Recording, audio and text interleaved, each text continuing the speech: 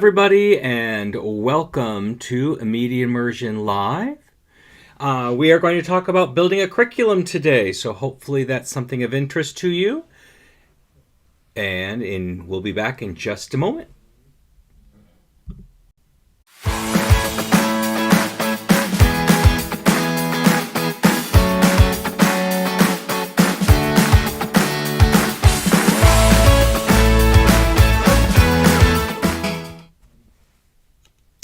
Hello and welcome back, everybody.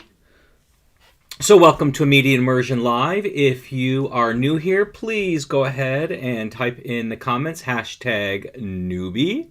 And if you've been here before, type in #returnee. Also, while you're there, let us know where you're watching from. Always good to know that.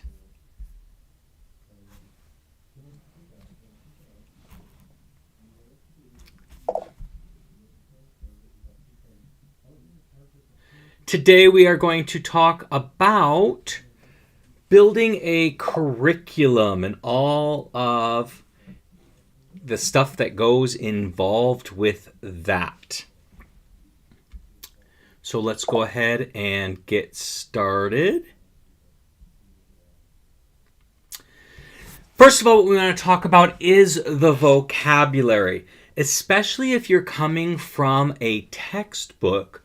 You want to limit the amount of vocabulary that is in your that you're teaching your students. You don't want a ton of vocabulary because students can't memorize all that vocabulary, and it's not going to be useful later on. So we want to focus on is high frequency vocabulary. So the type of vocabulary that is going to be prevalent for students to use.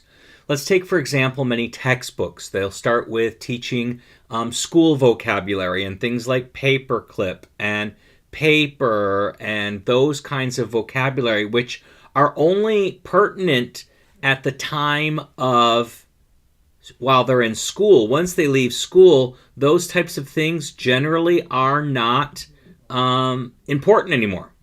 So those aren't what I consider high-frequency vocabulary. We really want to work on that high-frequency vocabulary, things that are useful in the outside, not just in the classroom. So what we generally do is we like to start off with focusing on verbs, because you can't just have a sentence with verbs. You have to have other things around it. So if you structure your vocabulary based off of the verbs, you'll get the other pieces that you need for free without working very hard. So we always suggest like learning maybe 15 to 20 verbs that are really not only high frequency, but you get a lot of bang for your buck. So if the kids know these particular verbs inside and out in past, present, and future, they can pretty much talk their way or write their way out of any situation. And that's what we're really trying to focus on with this. So we usually at our school, we start with what we call the Sweet 16. It's 16 verbs in Spanish. It is 15 verbs in all the other languages. And I will forget them if I don't look at my list, so give me a moment and I'll look at my list, because I always seem to forget one or two which ones when I'm not looking at them. So the Sweet 16 verbs are, translate them into the language that you teach: to be at a place, there is or there are, to have, to be, to like or dislike, to go, to want or feel like, to leave, to do or make, to put, to be able to give, to say, to know, to return, and to see. It started off with Dr. Terry Waltz's Super 7 verbs, which those are the to be at a place, there is or there are, to have, to be, to like, to go, to want. Those are the original 7. In Spanish, we use two different verbs, one to be at a place and one to be, existence. But in most of the other languages, German, French, etc., it's only 6 verbs.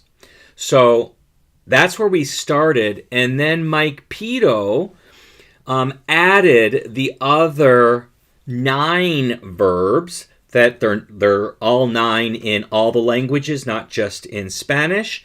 And those are the to leave, to do, to put, to be able to give, to say, to know, to return back somewhere, and to see. He added those 9 extra verbs. And so with these Sweet 16, they are at the top of the frequency list for most languages. But not only that, they are also very impactful, meaning they can say a lot of things if they know these 16 verbs in present, past, and future. They might not be able to say run or drive or walk or fly, but they can substitute it with go. They may not be able to say needs, but they can say wants, which somewhat conveys the same meaning. So if they really focus on these 16 verbs, they really have a well-rounded vocabulary to start with. And then when you make sentences with these, you'll get the other words. You'll get the nouns and the adjectives, the pronouns, indirect and direct objects, because you can't make sentences without these other parts. And you're going to get them just for free. You're going to get them for free because when you make the sentences and you're using these sentences over and over and over again, the kids are just going to acquire them naturally. For an example, when I used to teach level 1, I never explicitly taught the word tampoco, which in Spanish means either or neither. But my kids were using it all the time, and I'm like, where did you pick this up? I never taught it to you. And they go, you use it all the time. And then I look back and go, oh, I guess you're right. And then I had a French teacher who told me, she goes, oh, one of the very most difficult words I have to teach is the word but, the kind in a sentence. She goes, my kids never learn this word. My kids have never had a trouble because I use it in sentences all the time. And when she realized, well, I never use it in sentences. Well, if you don't use it, then you can't expect them to learn it and acquire the vocabulary. So the first step in creating a curriculum is that vocabulary. And you want to go at the highest frequency. So if you have to work from a textbook, then you're going to go through your chapters and you're going to eliminate all the words that aren't of high frequency. Then you'll have something that you can work with. For those of us who don't work from a textbook, pick the most frequent verbs that give you a lot of punch that you can use in the language. I highly suggest you use that Sweet 16 between Dr. Terry Waltz and Mike Pito, translate them into your language, and you'll get a lot of bang for your buck. Mike Pito was the one who originally said you could create a whole 4-year high school curriculum just with those 16 verbs. And that's what his school focused on, just those 16 verbs, past, present, and future. And then obviously they're going to get a lot of other words along with it. I don't explicitly teach the colors. I don't explicitly teach the numbers. I don't explicitly teach boy and girl and pretty and ugly and tall and short, because when we're doing stories and we're doing readings, these words are there already. They're high frequency, so the kids are exposed to them really a lot. And because of that, they're able to learn the vocabulary and acquire it in a more natural way, and it sticks in their head rather than memorizing a whole list of vocabulary. You textbook folks know that each chapter has about 70 to 100 vocabulary words in it, and most of them are not high frequency. Chapter 5 of Realidades, Spanish 2, teaches swing set, teeter-totter, merry-go-round, slide. These are not common words, and they're not very useful. They're useful in one situation and 2 when they become adults. So when they're really young, they can talk about what they did in the playground, and then when they're adults and have children, they can talk about the playground. But other than those 2 particular times, those words are not high frequency. They're not impactful, and our students are not going to get a lot of conversation or writing usage out of those verbs. So, first step, curriculum planning, is come up with your vocabulary that you're going to teach within the level that you teach. So look at your vocabulary for level 1, if you teach level 2 in level 2, if you teach level 3 in level 3, etc. Focus on that vocabulary. And don't make it hundreds and thousands of words big. The textbook expects you to teach about 1,200 words a year. That's a lot. It's insane. Kids do not remember these words.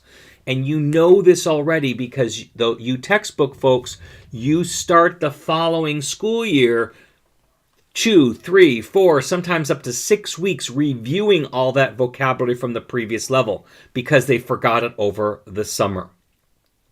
When you focus on a small core vocabulary, the kids will remember it long term and it won't be an issue. So, first step, find that high frequency vocabulary. How do you know if it's high frequency? Well, I suggest that you use, and I'll type it here in the chat, frequency dictionary of.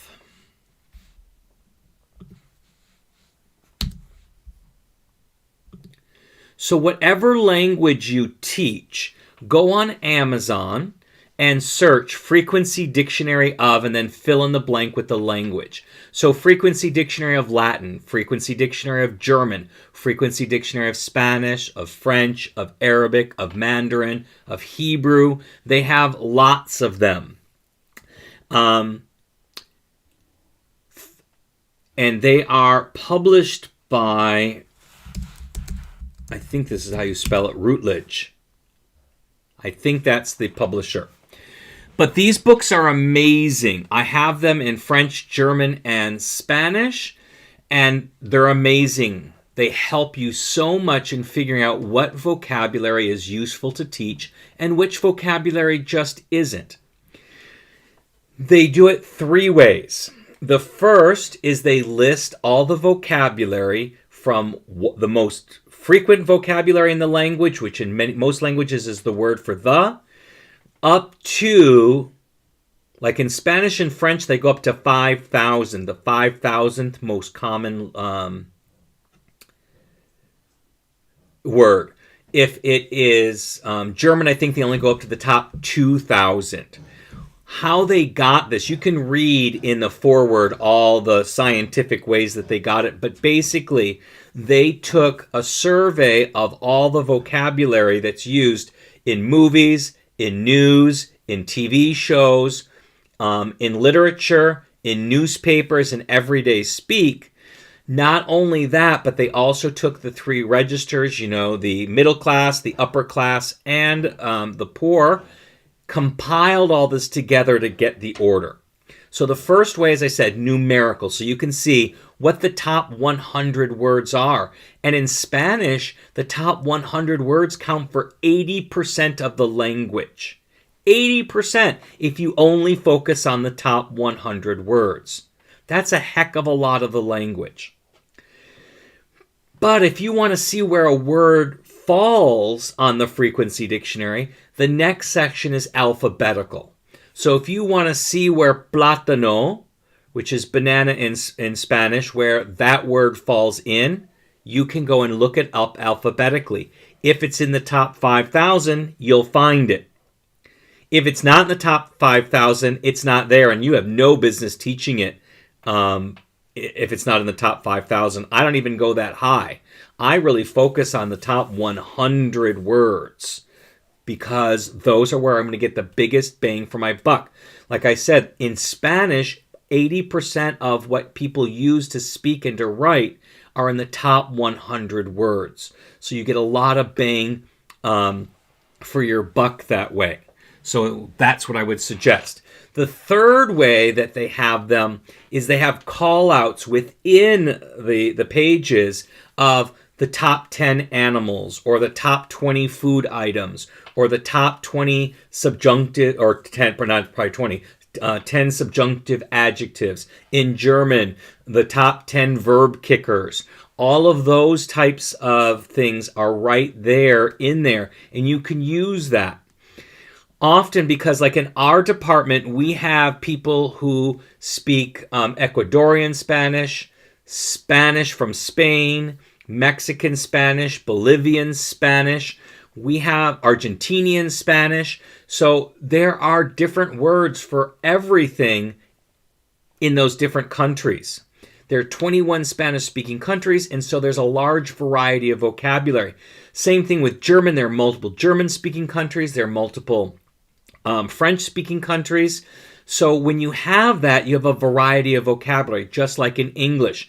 You know, we call it the hood of the car. It's called the bonnet in the UK. We call it the trunk of the car. It's called the boot in the UK. We call them elevators. They're called lifts in the UK. So there's different vocabulary. But we want to teach, we want to be agnostic to the country and just stick with the most frequent vocabulary. So if we have an argument here saying, do we teach the Mexican word, the Argentinian word, the Ecuadorian word? Which word do we teach? We go to the frequency dictionary and find out which one's more common. Camina is more common, caminar, to walk in Mexico. But in the rest of the Spanish-speaking worlds, andar is much more common. So I would rather teach andar. If I can only teach one, teach andar over caminar. My kids will pick up caminar if it's used in books, or if it's used elsewhere, they can pick it up as they go. But the one that I really want to teach is andar. So use the frequency dictionary to really help you focus on what to teach. And I highly suggest you focus, even in a 4-year curriculum, the top 100 words, and have those kids know those really, really well. And even better, if you can get away with it, just focus on the Sweet 16, and the other words will come. You don't have to teach expressly the word for the, because it comes up in almost every sentence. So you don't have to teach all of that. And when you got German, for example, there are a dozen different versions of the, depending whether it's used as a subject, as a possessive, as a indirect or direct object. There's so many different ways to spell the word the. And then you've got masculine, feminine, and neuter. So there's no point in trying to teach those and have the kids memorize them. Teach them in context within sentences that you use for reading and speaking, and the kids will pick them up in a much more natural way and be much more accurate over the long term. So we talked about the vocabulary. That's the first step. The next one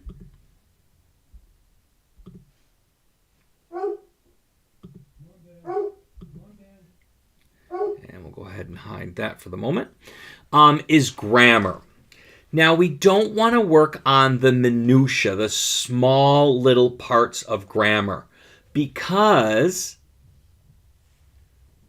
that's not really important. Again, just like vocabulary, we want to look at the high-frequency grammar that kids need to know to be able to use the language. AP and IB exams, although there are 14 Spanish tenses, they only really care about that students have control over present, past, and future. If they know those 3 tenses really, really well, they're going to do well on those exams. Yes, subjunctive is important. Yes, conditional is important. But they can do well without being experts or having really good control of those in there. And again, the more they use the language, the more those things will come into play. And they'll hear them, they'll be exposed to them, and they'll acquire them naturally, just like native children do. So I look at the big picture for grammar. I want present, past, and future. Those I know. Those are the 3 verb tenses I want my kids to know at the end of my program, which in my school is 3 years. I want my kids to know how to form basic sentences, simple sentences, compound sentences with ands, buts, or ors, and then simple, complex sentences with becauses, therefores, and sinces. If they have those basics, they can work their way around everything else. They just need to know that.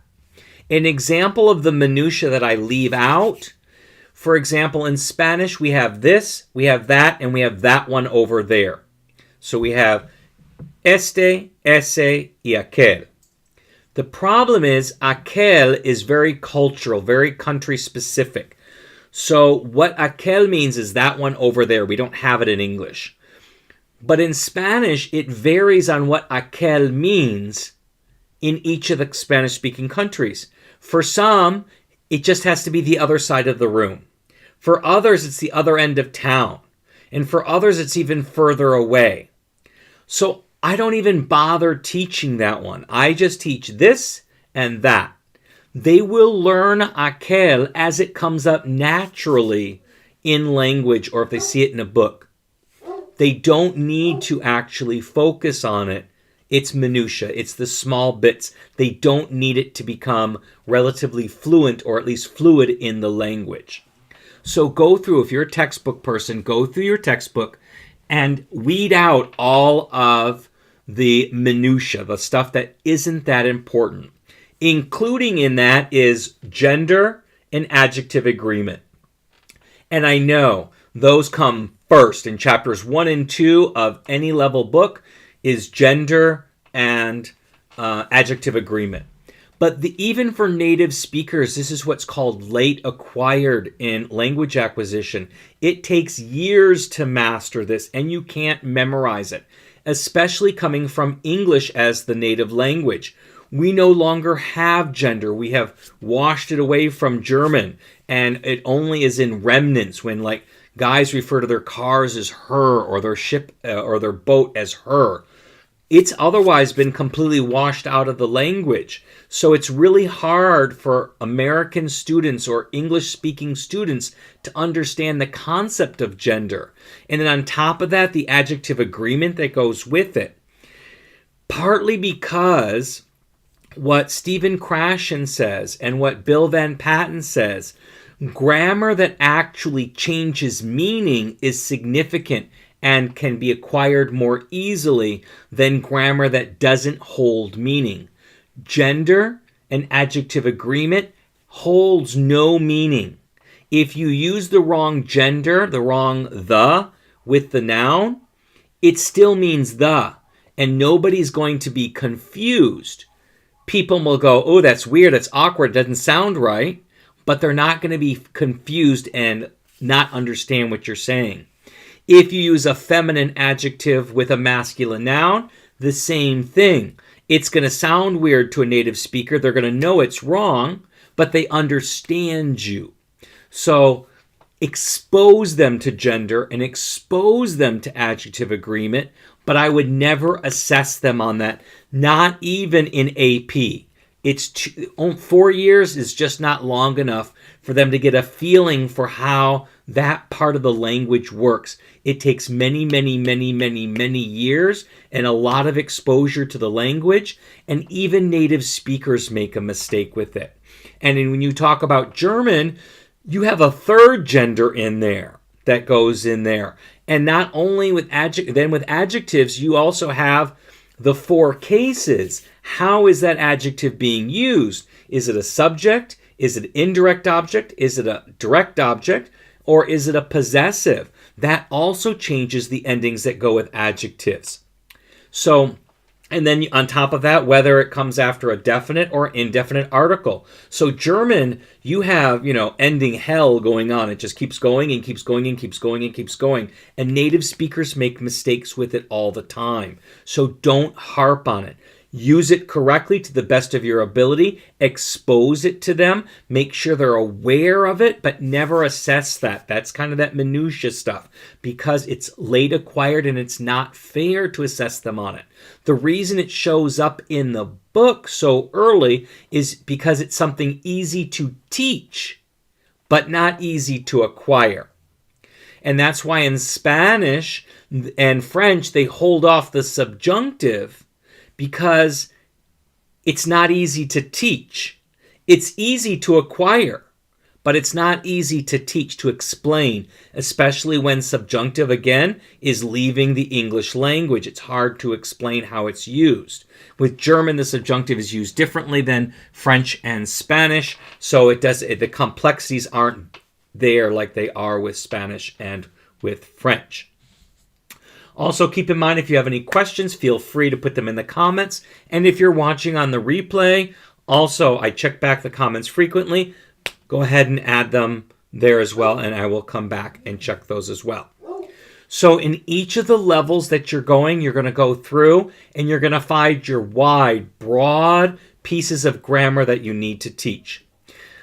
Textbooks love bringing non-frequent verbs up to teach irregularities in those verbs. I focus on the irregularities in the high-frequency verbs. Most of those Sweet 16 are irregular verbs in many of the languages. So they'll learn how to form irregular verbs automatically through those. There's no reason to teach some of these obscure verbs just to prove a point of it being an irregular verb. If it's not high frequency, don't worry about it. And don't even worry about teaching regular versus irregular verb. Teach the verb. Most kids, most people who speak English or any language that aren't teachers or aren't experts in grammar don't even know what an irregular verb is. They don't know that the verb to be is almost irregular in every language that has the verb to be. They don't know that the verb run in English is irregular because it goes from run to ran, not run to runned. So they don't even know that. So there's no point for our kids to know that either. Just give them the forms that they can learn. Use them so kids can acquire them easily. Okay, so first step, high frequency vocabulary. Second step, high frequency grammar. Third step is we're going to go through the culture. So you want to look at the high frequency culture, but please, oh please, do not just focus on the holidays and food. That's looking at culture very superficially. Look at things that actually make the culture you're studying different from the culture you live in. My whole goal when I teach culture is I want my kids to not look ignorant when they go to a foreign country. So let me give you an example of Japanese. A lot of Americans will make comments about Japanese, especially like in places like Disneyland, because they cut in line. From the outside, that's what hat looks like. But if you already knew that queuing up, standing in line, is not something that's inherently Japanese, they don't do this. And that because they're so populous in Japan on a small island, they have to cram their way into places. So they will pile into elevators. They will pile into the subway and trains.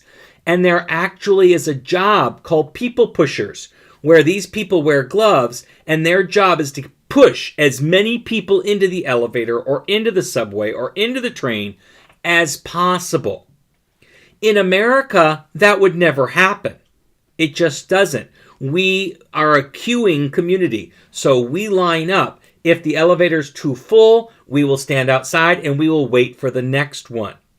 So I want to teach those things. If I were teaching Japanese culture, I would teach that so my kids don't feel horrified when some stranger pushes them onto the train or in the subway or in the elevator. I want to teach them that Colombians don't point with their fingers. We know that's already rude, but Colombians will point with their lips. That one over there. That one over there. That one over there. And someone told me, one of my Filipino students said they do the same thing in the Philippines. So those kinds of things I want to teach them. I want to teach them, excuse me, not the basics of food, but the unusualness of foods that they'll experience. For example, I teach my kids about, in Peru, in Lima, a popular drink, they consider it a health drink, is frog juice. Now, Americans, we don't eat those kinds of things typically. We don't eat insects. We don't eat reptiles. Those are just things we generally don't eat. Now, there are exceptions and outliers, but the mass of the United States, you can't go to the grocery store and buy yourself frogs or snake or alligator. That's just not in a typical grocery store. I don't want my kids, when they hear about frog juice in Lima, that they offend someone because they say, "Ooh, that's gross." It's just different, and it may not be for them, and that's okay. But we can't insult someone in their culture.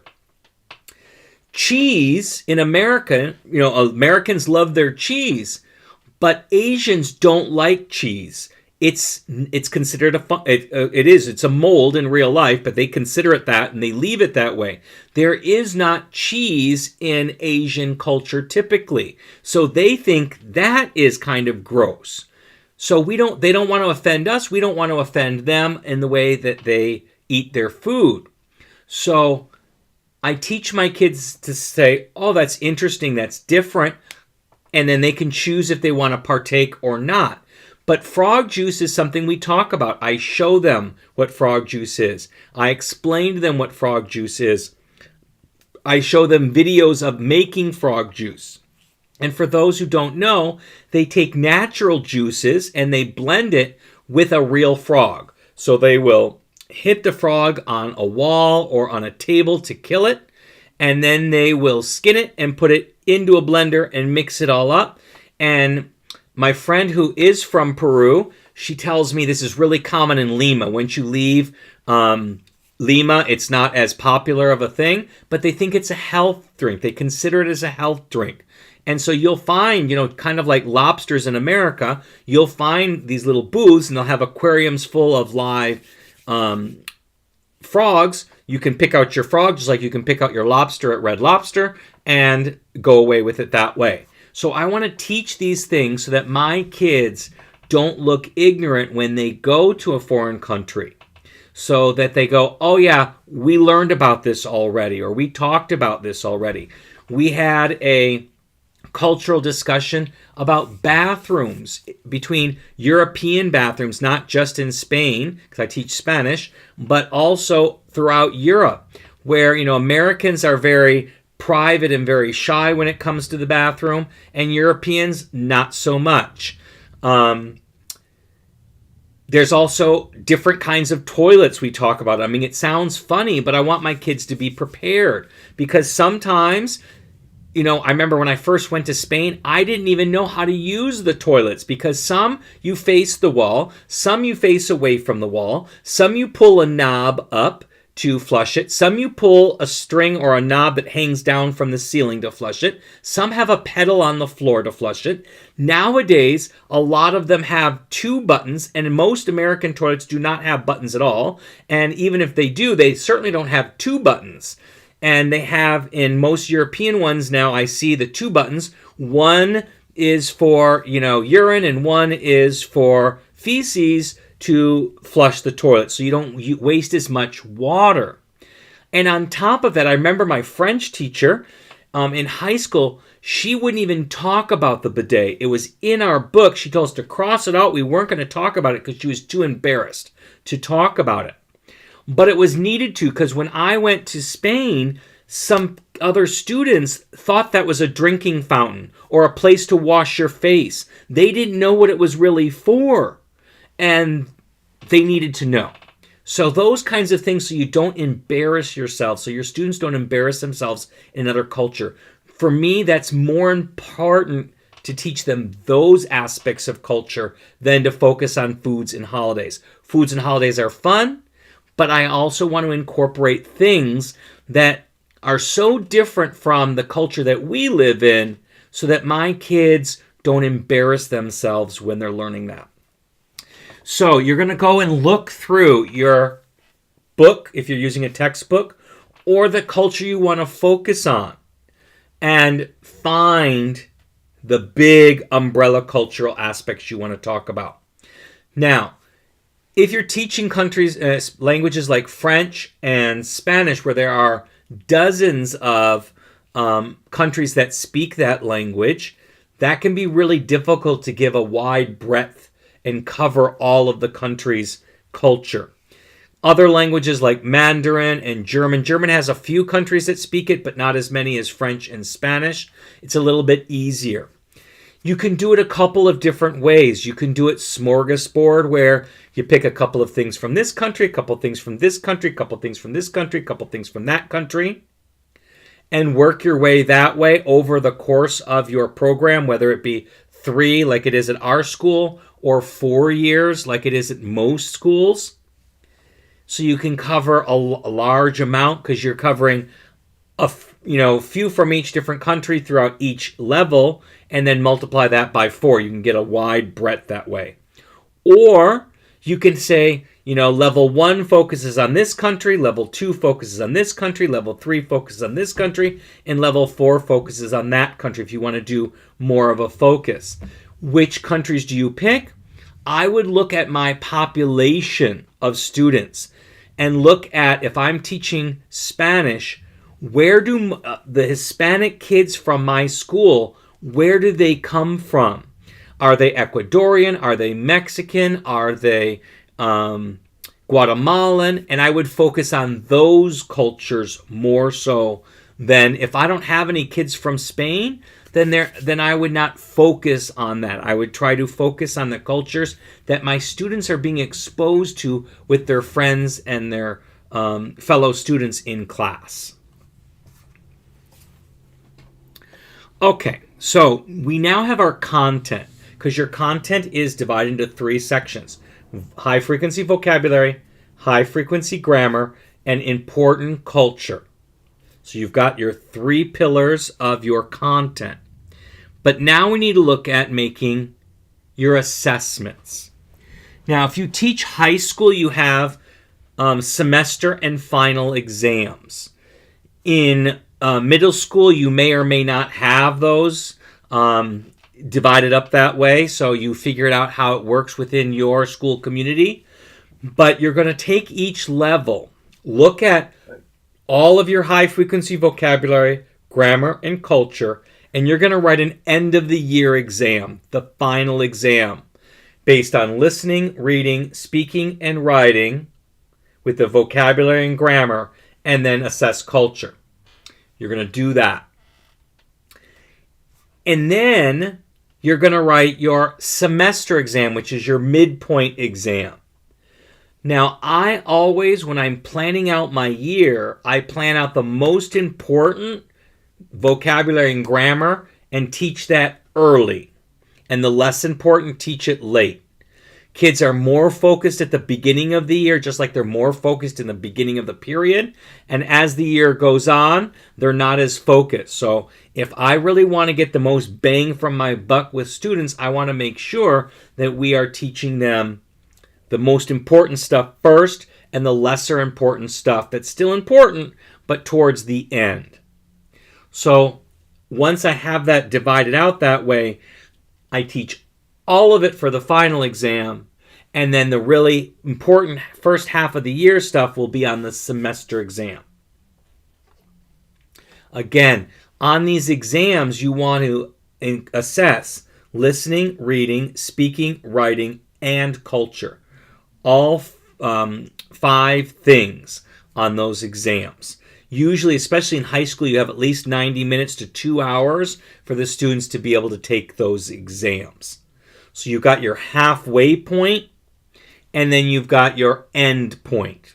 If you work in trimesters, which is more common in the middle school eras, I teach in trimesters, though all the middle schools I've attended have all taught under the semester method. But if you do trimesters, you can do first trimester, second trimester, and then final exam, if that's what you want to do. So now you have your content divided. Your first half of the year, you're assessing it on semester exam. Your whole year from beginning to end, you're going to assess in the final exam. Now we need to work on our quizzes. So with quizzes, you're going to break everything down into smaller chunks. A quiz is a shorter test exam that only assesses one thing. So you're not going to have a quiz that assesses listening, reading, speaking, writing, and culture. You're going to have a listening quiz. Then you're going to have a reading quiz. And you're going to have a speaking quiz. And you're going to have a writing quiz. And you're going to have a culture quiz. But you're not going to be giving these all at the same time. If you were, those are exams. Those are tests. The quizzes are the checkpoints. Are the kids getting what you're working on at the time that you're working on in preparation for the semester and final exam? They're checkpoints. So they're short, they're simple, and they are based on only one aspect of their learning: listening, reading, speaking, writing, and culture. And so you started with your content, your high-frequency vocabulary, your grammar, your culture. You divided it in 2 or 3 if you're in trimesters, with your most important stuff towards the beginning of the year. You've written your trimester or semester exams, and then you've written your final exam. Remember, final exam assesses everything from the beginning of the year to the end, and your semester or trimester exam assesses only what's happening in that semester or trimester. That's the difference. Once you have that, now you're going to have your quizzes. You've broken up everything into quizzes. Now, I highly recommend you have at least 2 quizzes for each content area that you're assessing per grading period. So that means 2 listening quizzes, 2 reading quizzes, 2 speaking quizzes, 2 writing quizzes, 2 culture quizzes for each grading period. We have 3 grading periods: trimester 1, 2, and 3. If you're on the semester system, you usually have quarter 1, quarter 2, quarter 3, quarter 4. So you'll have those 2 things in each one. On top of that, you'll have your semester exams, which will give you your tiebreaker grade. They're bigger, they're whole, and they cover everything, and you can kind of now see where the trend is going. The quizzes kind of set the trend, and then the semester or final exam will be the tiebreaker, or will just continue the trend that the kid is on. If you're teaching level 1, for the first 3 months, you do not want to assess speaking or writing. So you're going to be short those quizzes and any exams that go with it for the first 3 months. Why? Because they need a ton of input before they can start speaking or writing, and you don't want to force that too early.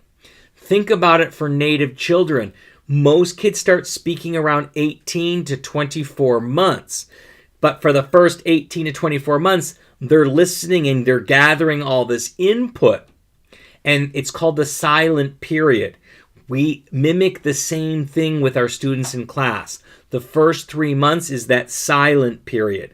They are listening, they are reading, they might copy things down in writing, they might answer simple questions, 1 word, 2 words, or rote memorized phrases, but we're not asking them to produce their own language outside of those single words or rote memorized phrases. Okay?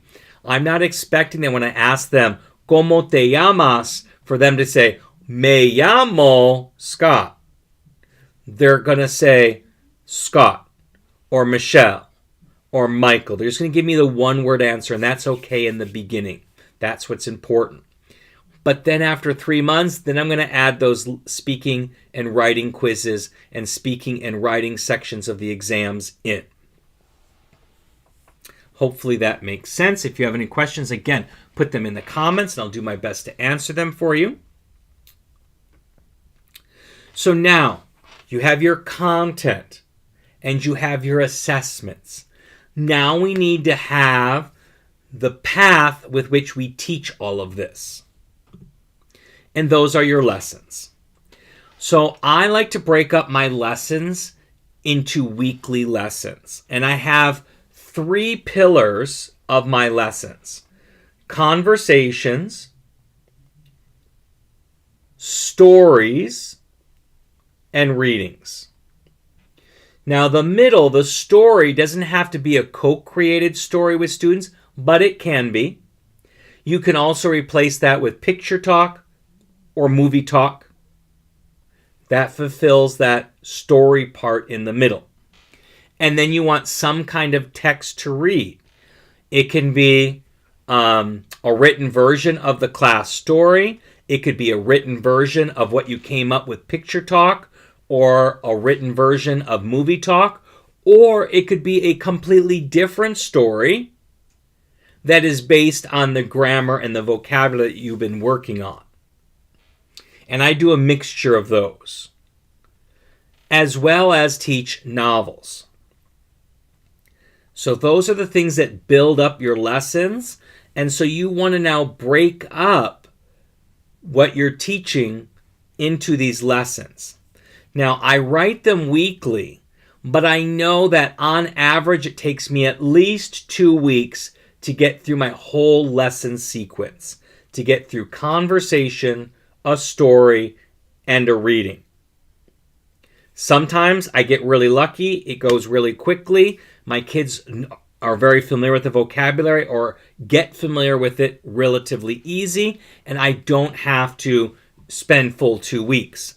Sometimes it's really complicated and I can't get it done in 2 weeks. I might need 3. But when I write my lessons, I write them weekly, based off weekly. We have conversation one day. Generally, that's on a Monday. On Tuesday, I present my character for my story. On Wednesday, we do the plot for the story. On Thursday, we do the reading. And we either continue the reading or do a write and discuss, like a review activity, at the end of the week.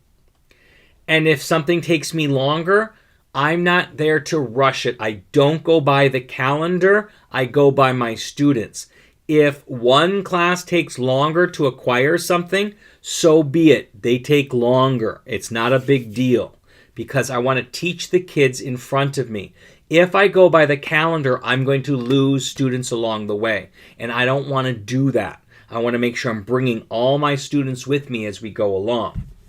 So I plan for a week. If it takes me longer than a week, I just copy my lessons over, take out the parts we already did, and adjust as necessary. But you're basically planning on writing at the very least, half of your year. So our year runs usually about 38 weeks. So you're going to be writing at least 19 lessons if they take you 2 weeks to complete. Now, when I taught in high school and I had a full hour to teach, I could do so and get a whole lesson done in a week. So then I needed 38 lessons. But in middle school, I only have 3.5 hours roughly that I get a week, even though I see my kids every day. We see them for about 43 minutes on most days, and on one day a week we see them only for a half an hour. That time goes really, really quickly, and that's why it takes me. I don't have 5 hours that I'm working with. I only have 3.5. It's roughly 3.5 hours. I think it's actually a little bit less that I'm working on. And that doesn't even account for interruptions, assemblies, field trips, all those other things that are going on. You know, if I've got, like last week, we had something called Step Up Day, where we invite our incoming 5th graders in, and a lot of kids participate in this activity. We have leadership, we have our dance, we have band.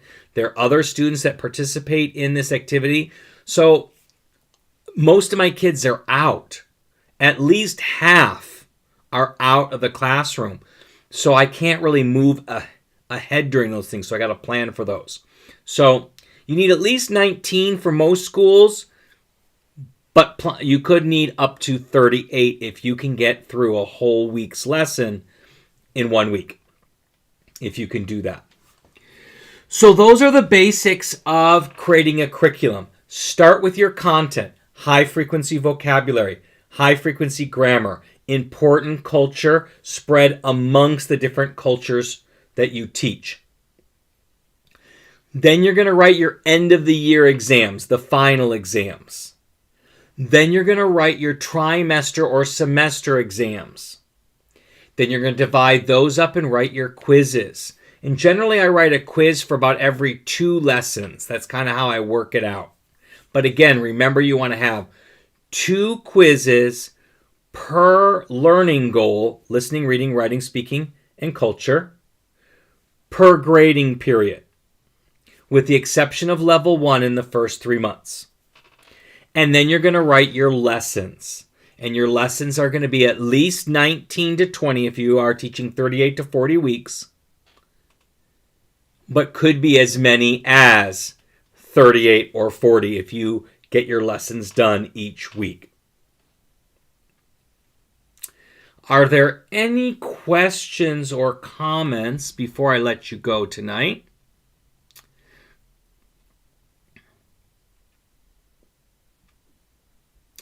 While you're thinking about that, please, where's my button here? Bear with me 1 second.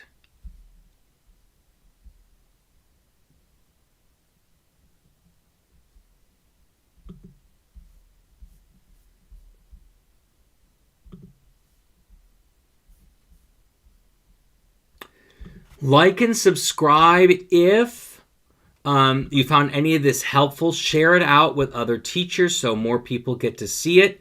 Today we were competing with Senior Woolley. He was doing his live at the exact same time tonight. But please share, like, and subscribe if you found it helpful. Next week we're going to be talking about exit tickets. So if that's something that you want to learn about, feel free to join us next week, Monday at 5 p.m. And unless there are any questions, I will see you all next week. Everybody have a great day. And for my students who are on here, I will see you tomorrow. Have a great one, everybody.